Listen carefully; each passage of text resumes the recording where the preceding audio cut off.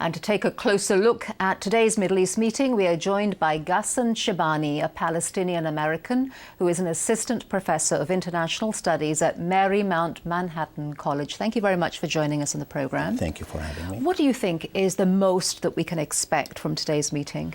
I would say probably putting the peace process back on track, and it is a good beginning for the three sides, where the American president is engaging himself for the first time with the two parties, and the two parties will be meeting face to face for the first time since the Netanyahu administration assumed power.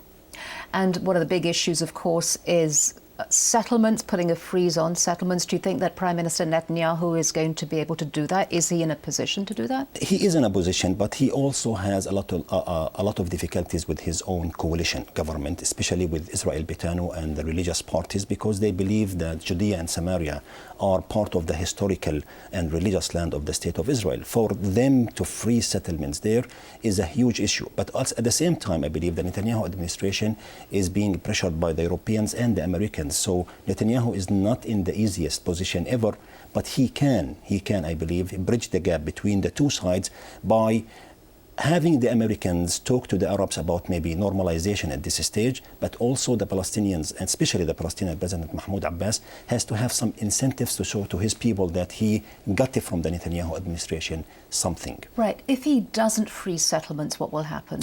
I believe the peace process will be derailed, and I believe the American vision for a two-state solution will be in danger. And I believe also the end result will be a binational state, something Israel doesn't want. Well, how important, though, just give us some context, is the issue of settlements compared to all of the other issues that we are yet to face further down the road, like the return of Palestinian refugees, for example? I believe the freeze of settlements is more or less symbolic. I think there are more contentious issues for the two sides to tackle. Why it is symbolic? Because if Israel budges on the issue of settlements, I believe that the peace process, one can feel that Israel will compromise on other issues. But if Israel drags its heels at the issue of settlements, and the Palestinians also and the Americans deconstruct the question of Palestine only to a freeze of settlement, not to the larger issue of ending the occupation, I think the three parties are in trouble, the Americans, the Palestinians, and the Israelis, because the question of Palestine is not a question of settlements only. We have a lot of major issues to tackle besides that. All right, Ghassan Shabaneh, thank you very much for your insights. Thank you.